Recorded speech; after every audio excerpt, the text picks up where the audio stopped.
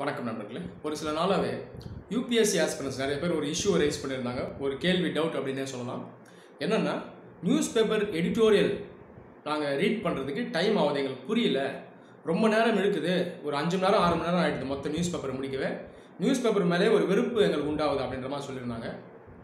சரி, இதுக்கு என்ன சொல்யூஷன், இதுக்கு என்ன பண்ணணும் அப்படின்றத நான் சொல்கிறேன். நியூஸ் பேப்பர் எப்படி படிக்கிறது, அதில் எடிட்டோரியல் எப்படி அப்ரோச் பண்ணுறது படிக்கிறதுன்றதை பற்றி நான் ஏற்கனவே ரொம்ப நாள் முன்னாடி ஒரு வீடியோ போட்டிருக்கேன், how to read news paper அப்படின்றத. அந்த வீடியோ நீங்கள் பாருங்கள். அது இல்லாமல் ஹிந்து நியூஸ் பேப்பர் ரீட் பண்ணுறது கஷ்டமா அப்படின்னு ஃபீல் பண்ணுறவங்க, அதே போல் என்சிஆர்டி புக்ஸ் ரீட் பண்ணுறது கஷ்டம்னு ஃபீல் பண்ணுறாங்க, இவங்க என்ன பண்ணலாம் அப்படின்றத பற்றியும் ஒரு வீடியோ நான் போட்டிருக்கேன். இது வரைக்கும் நீங்கள் பார்க்கலன்னா இந்த 2 வீடியோஸை பாருங்கள், ஃபுல்லாக பாருங்கள், பொறுமையாக கேளுங்க, உத்து கவனிங்க. அதில் எடிட்டோரியல்ஸ் எப்படி அப்ரோச் பண்ணணும் அப்படின்றத நான் அதில் எக்ஸ்பிளைன் பண்ணியிருப்பேன்.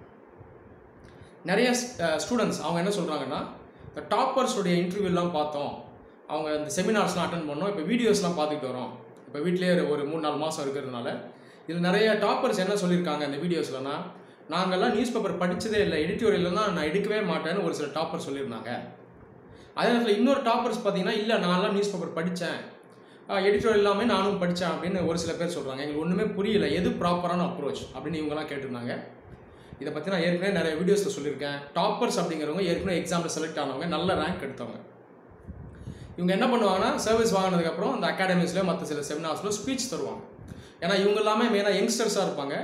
இவங்க மற்ற ஆஸ்பிரன்ஸ் கிட்ட பேசும்போது மற்றவங்களுக்குலாம் ஒரு நல்ல கான்ஃபிடன்ஸ் உருவாகும், ஒரு மோட்டிவேஷனாக இருக்கும்.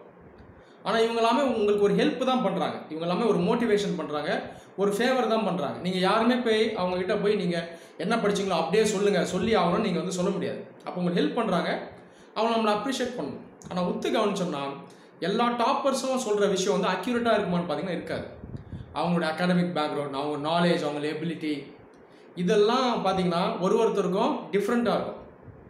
ஒரு டாப்பர் அவர் எப்படி படித்தார், அவர் யூஸ் பண்ண ஸ்ட்ராட்டஜி இது வந்து வித்தியாசமாக இருக்கும், இன்னொரு டாப்பர் யூஸ் பண்ண ஸ்ட்ராட்டஜி வந்து வித்தியாசமாக இருக்கும்.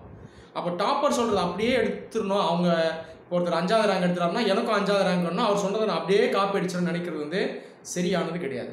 உங்களுடைய அகாடமிக் பேக்ரவுண்ட், உங்களுடைய knowledge, intelligence, analytical ability, memory power இதெல்லாம் பார்த்தீங்கன்னா வேறையாக இருக்கும். எல்லாருக்கும் அது வந்து யூனிக் தான். அப்போ இன்னொருத்தர் அப்படியே காப்பி அடிச்சிடணும் அப்படின்னு நம்ம நினைக்கக்கூடாது.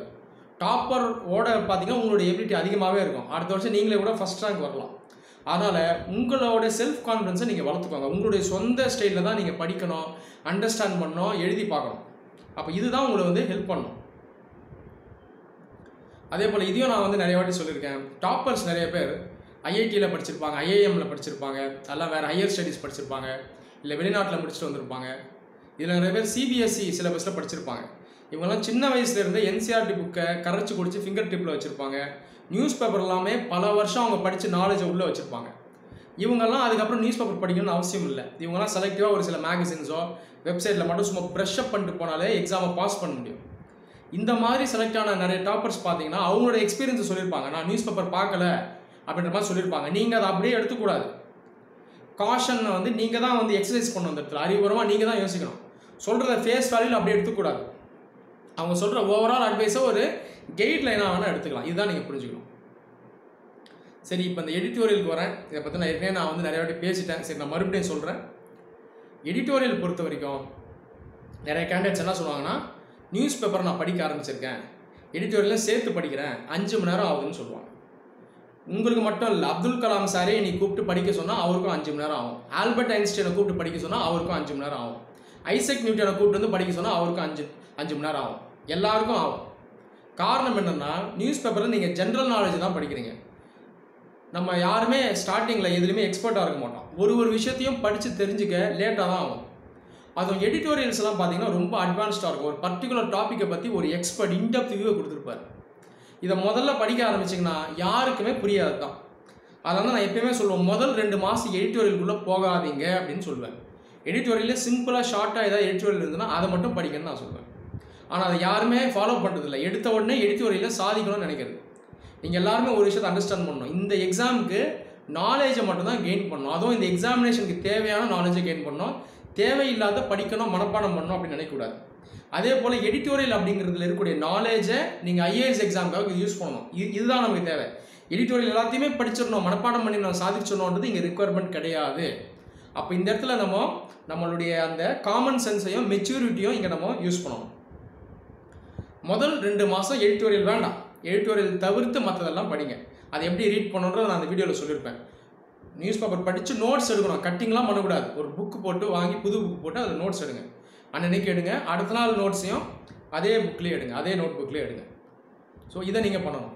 இதை ஃபஸ்ட்டு 2 மாதம் பண்ணும்போது எல்லா இஷ்யூஸை பற்றியும் எல்லா விஷயத்தை பற்றியும் ஒரு நல்ல ஐடியா கிடச்சிருக்கும். ஒரு 2 மாதத்தில் நேஷ்னல் ஈவெண்ட்ஸ், இன்டர்நேஷ்னல் ஈவெண்ட்ஸ் எல்லாத்த பற்றியும் ஒரு பேசிக் ஐடியா உங்களுக்கு கிடைக்கும்.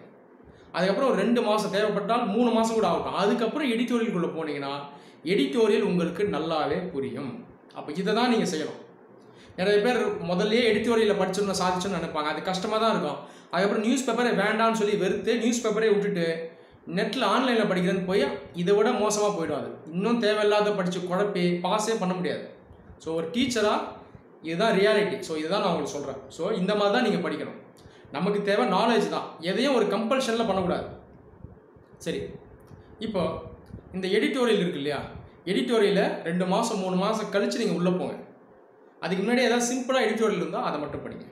அதே போல் எடிட்டோரியல்ஸை எப்படி படிக்கணும்? நிறைய பேர் சொல்லுவாங்க எடிட்டோரியல்ஸை ஃபுல்லாக படித்தேன், முடிக்கவே முடியல, 2 மணி நேரம் ஆச்சுன்னு சொல்லுவாங்க. எடிட்டோரியல் ஃபஸ்ட் நீங்கள் நல்லா தெரிஞ்சுக்கோங்க. எடிட்டோரியலுங்கிறது ஏதாவது ஒரு இஷ்யூவை பற்றி ஒரு எக்ஸ்பர்ட், அவர் வந்து ஒரு அகாடமிஷியனாக இருக்கலாம், ஒரு பாலிட்டிஷியனாக இருக்கலாம், இல்லை ஒரு ஜேர்னலிஸ்ட்டாக இருக்கலாம், யாராக வேணா இருக்கலாம். அவங்க வந்து அவங்களுடைய இன்டெப்த் வியூவை கொடுத்துருப்பாங்க.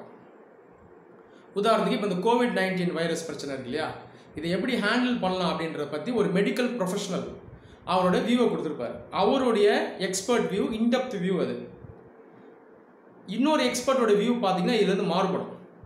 அப்போ அவர் சொல்கிற வியூ அப்படியே எடுத்துக்கணும்னு அவசியம் கிடையாது. நிறைய ஸ்டூடெண்ட்ஸ் என்ன பண்ணுவாங்கன்னா, இந்த மாதிரி எக்ஸ்பர்ட்ஸ் ஒரு சில ஐடியாஸ் கொடுப்பாங்க, அதை அப்படியே நோட் பண்ணி வச்சு அவங்க வந்து மனப்பாடம் பண்ணிடுவாங்க, நம்ம நாலேஜை கெயின் பண்ணுறோம்னு நினைப்பாங்க. இது வந்து உண்மையான நாலேஜ் கிடையாது. அப்போது அந்த எடிட்டோரியலுக்குள்ளே அவங்க வந்து பல விஷயத்தை இன்டெப்த்தாக சொல்லுவாங்க, மல்டி டைமென்ஷனலாக சொல்லுவாங்க. ஆனால் நீங்கள் முதல்ல என்ன புரிஞ்சுக்கணும்னா, அந்த எடிட்டோரியலுடைய கோர் இஷ்யூ என்ன, அந்த சப்ஜெக்டுடைய டாபிக் என்ன, அதை முதல்ல பாருங்கள். அதை சுற்றி என்ன சொல்ல வராங்க அப்படிங்கிறத நீங்கள் பார்க்கணும். இதுதான் நமக்கு தேவை. உதாரணத்துக்கு இந்தியாவில் இருக்கக்கூடிய மெடிக்கல் இன்ஃப்ராஸ்ட்ரக்சர் இதெல்லாம் இம்ப்ரூவ் பண்ணுறது எப்படி, இது வந்து மருத்துவத்தை இந்தியாவில் இன்னும் மக்களுக்கு பெட்டராக எடுத்துகிட்டு போகிறது எப்படின்றத பற்றி ஒரு எடிட்டோரியல் இருக்குன்னா, அதை உள்ளே இருக்கிறதெல்லாம் மனப்பாடம் பண்ணக்கூடாது, ஃபேக்ட்ஸ் அண்ட் ஃபிகர்ஸ்லாம் மனப்பாடம் பண்ணக்கூடாது. கோர் இஷ்யூ என்ன, இந்தியாவில் வந்து ஹெல்த் கேரை இம்ப்ரூவ் பண்ணணும், இதுதான் கோர் இஷ்யூ. இதை சுற்றி என்னென்ன பாயிண்ட் இருக்குன்னு பாருங்கள்.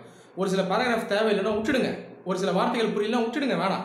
அதோட போய் மல்லு கட்டிட்டு நிற்காதீங்க. ஸோ என்ன சொல்ல வராங்க, கோர் இஷ்யூ என்னங்கிறத பாருங்கள். ஸோ இதில் கோர் இஷ்யூ என்னவாங்க இருக்கும், ஹெல்த் கேரை இம்ப்ரூவ் பண்ணால் என்ன பண்ணணும், மெடிக்கல் இன்ஃப்ராஸ்ட்ரக்சரை இம்ப்ரூவ் பண்ணணும், நிறைய ஹாஸ்பிட்டல் கட்டணும், டெஸ்டிங் ஃபெசிலிட்டிஸை அதிகப்படுத்தணும், அதே போல் மேன் பவர் உருவாக்கணும், டாக்டர்ஸ் நர்சஸ் எல்லாம் இன்னும் இந்தியாவில் அதிகம் தேவை, அதே போல் டெர்ஷரி கேரை அதிகப்படுத்தணும், கீழ் மட்டத்தில் இருக்கக்கூடிய இந்த மெடிக்கல் சென்டர்ஸ் பிஹெச்சி போன்ற சென்டர்ஸ் எல்லாம் இன்னும் இம்ப்ரூவ் பண்ணணும், இங்கே வந்து அந்த டெலிவரி ஆஃப் சர்வீசஸ் ப்ராப்பராக இருக்கான்னு பார்க்கணும், இதுக்கு வந்து சிவில் சொசைட்டினுடைய அந்த ஒத்துழைப்பு தேவை, ப்ரைவேட் செக்டருடைய ஒத்துழைப்பும் கூட தேவை. இதெல்லாம் தான் மெயின் பாயிண்ட். இதை மட்டும்தான் நீங்கள் படிக்கணும்.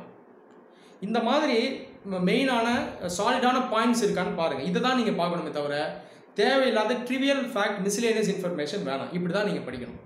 ஸோ இந்த மாதிரி தான் எடிட்டோரியலில் எப்பயுமே அப்ரோச் பண்ணணும். அதே போல் எடிட்டோரியலில் ஒரு எக்ஸ்பர்ட் ஒரு விஷயத்த சொல்கிறாரு அப்படின்னா அதை அப்படியே எடுத்துக்கணும்னு அவசியம் கிடையாது. உதாரணத்துக்கு ஒரு லெஃப்டிஸ்ட் இருக்கார் அப்படின்னா, இப்போ இடதுசாரி இருக்காருன்னா டெவலப்மெண்ட் ப்ராஜெக்ட்ஸே தேவையில்லைன்ற மாதிரி கூட சொல்லுவார். காட்டவே அடிச்சிடாதீங்க, நீங்கள் ரோடெல்லாம் தேவையில்லப்பான்னு சொல்லுவார். ஆனால் இந்த நிலைப்பாடு சரின்னா நம்ம எடுத்துக்க முடியாது. ஏன்னா இந்தியாவுக்கு டெவலப்மெண்ட்டு தேவை, ரோடு தேவை, பிரிட்ஜ் தேவை, இதெல்லாம் கொண்டு வரணும். அப்போ இதுவும் தேவை தான். ஆனால் லெஃப்டிஸ்ட் பார்த்தீங்கன்னா டெவலப்மெண்ட்டை பற்றியே அவர் டிஸ்கஸ் பண்ணியிருக்க மாட்டார். காட்டு அழிக்கக்கூடாது, என்விரான்மெண்ட்டை பாதுகாக்கணும், உண்மைதான். ஆனால் அதுக்கு சொல்யூஷன்ன்றது அவர் சொல்லியிருக்க மாட்டார். அதே போல் ஒரு ரைட்டிஸ்ட் இவர் என்ன சொல்லுவார், இல்லை டெவலப்மெண்ட் தேவைதாங்க, இன்ஃப்ராஸ்ட்ரக்சர் தேவை தான், ரோடு வேணும், மெட்ரோ ரயில் வேணும், போட்டு தான் ஆகணும்னு இவர் சொல்லுவார். ஆனால் அதே நேரத்தில் இவர் வந்து என்விரான்மெண்ட் எப்படி பாதுகாக்கலாம், காடுகள் எப்படி பாதுகாக்கணும் அவர் சொல்லியிருக்க மாட்டார். அவங்களுடைய வியூஸை தான் அவங்க சொல்லுவாங்க. அப்போ இந்த இடத்துல நீங்கள் நடுநிலையாக இருக்கணும். 2 பேர் சொல்கிற வியூஸும் எடுக்கணும், ப்ரோஸ் அண்ட் கான்ஸாக எடுக்கணும், அட்வான்டேஜஸ் டிஸ்அட்வான்டேஜஸாக எடுக்கணும். இதில் என்ன சொல்யூஷன் நம்ம எடுத்துகிட்டு போகலான்றது உங்களுக்கே ஈஸியாக உணர முடியும். நீங்களாகவே உங்களுடைய பாயிண்ட்ஸ் நீங்கள் எழுதலாம். இவர் இப்படி சொன்னார், அவர் அப்படி சொன்னார், அப்போது இதுக்குள்ளே என்ன சொல்யூஷனாக இருக்கும் அப்படின்றத நீங்கள் பாருங்கள். ஒரு சில எடிட்டோரியல்ஸ் எழுதுகிற அந்த எக்ஸ்பர்ட் பார்த்தீங்கன்னா அவங்களே ஒரு சில ப்ராக்மேட்டிக், அதாவது ப்ராக்டிக்கலான சொல்யூஷன்ஸை அவங்களே எழுதியிருப்பாங்க. அதெல்லாமே நீங்கள் டேரெக்டாக எழுதிக்கலாம். அதுவும் பார்த்தீங்கன்னா பேலன்ஸ்டாக இருக்கும். உதாரணத்துக்கு என்விரான்மெண்ட்டும் முக்கியம்தான், அதே நேரத்தில் டெவலப்மெண்ட்டும் தேவை. டெவலப்மெண்ட் ப்ராஜெக்ட்ஸை கொண்டு வாங்க. அதே நேரத்தில் அதை வந்து காடுகளை அழித்து விளைநிலங்களை அழித்து கொண்டு வராதிங்க. ட்ரையர் ஏரியாஸில் கொண்டு வாங்க, செமி டெசர்ட் ஏரியாஸில் கொண்டு வாங்க, அந்த மாதிரி சொல்லுவாங்க. அதாவது யூஸ் பண்ணாத இடங்களில் கொண்டு வாங்க. உதாரணத்துக்கு ஒரு இண்டஸ்ட்ரியல் பிளான்ட்டை கொண்டு வர்றீங்க, அதே போல் ஒரு பவர் பிளான்ட்டை கொண்டு வர்றீங்க, ஒரு எனர்ஜி ப்ராஜெக்ட் வருதுன்னா ஒரு ஸ்டேட்டில் அண்டர் டெவலப்ட் ஏரியா எங்கே இருக்குது, எந்த ஏரியா அந்தளவுக்கு ஃபெர்டைலாக இல்லை, காடுகள் இல்லையோ அங்கே கொண்டு வாங்க அப்படின்னு ஒரு ப்ராக்டிக்கலான ஃபீஸிபிளான சொல்யூஷனாக அவர் எழுதியிருப்பார். இந்த மாதிரி சொல்யூஷன்ஸ் இருக்கான்னு பாருங்கள். இதை நீங்கள் எழுதி நோட் பண்ணி வச்சுக்கோங்க. இந்த மாதிரி பாயிண்ட்ஸ் நீங்கள் டேரெக்டாக எக்ஸாமில் எழுதலாம். அதனால் எடிட்டோரியல் இப்படி தான் நீங்கள் அப்ரோச் பண்ணணும். இப்படி அப்ரோச் பண்ணுறது தான் சரியான முறை. இந்த மாதிரி நீங்கள் அப்ரோச் பண்ணிங்கன்னா ஒட்டுமொத்தமாக ஃபஸ்ட்டு 2 மாதம், அதுக்கப்புறம் ஒரு 6 மாதம் இதை நீங்கள் ரெகுலராக ஃபாலோ பண்ணி படிச்சிங்கன்னா சப்ஸ்டான்ஷியலாக நாலேஜ் நீங்கள் கெயின் பண்ணிடலாம்.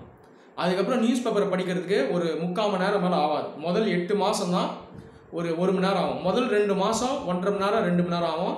அதுக்கப்புறம் ஒரு 6 மாதம் 1 மணி நேரத்துக்கு மேலே கண்டிப்பாக ஆகாது. நான் சொல்கிற மாதிரி நீங்கள் ஃபாலோ பண்ணிங்கன்னா. அதுக்கு மேலே ஆச்சுன்னா நீங்கள் தப்பாக படிக்கிறீங்கன்னு அர்த்தம். 8 மாதம் முடிஞ்சதுக்கப்புறம் கடைசி 4 மாதம், அந்த ப்ரிலிம்ஸ் முன்னாடி கடைசி 4 மாதம் பார்த்தீங்கன்னா ஒரு 3/4 மணி நேரத்துலேருந்து அரை மணி நேரம் வரைக்கும் படித்தா போதும். ப்ரிலிம்ஸ்க்கு கடைசி 1 மாதம் நியூஸ் பேப்பர் அந்தளவுக்கு ஃபாலோ பண்ணணும்னு அவசியம் கிடையாது. ஜஸ்ட்டு ஹெட்லைன்ஸையோ முக்கியமான அந்த நியூஸை மட்டும், அந்த ஹெட்டிங்கை மட்டும் பார்த்துட்டு விட்ருங்க. இந்த மாதிரி நீங்கள் அப்ரோச் பண்ணிங்கன்னா ரொம்பவே யூஸ்ஃபுல்லாக இருக்கும். எக்ஸாமில் நல்ல மார்க்ஸ் எடுக்கலாம். நன்றி.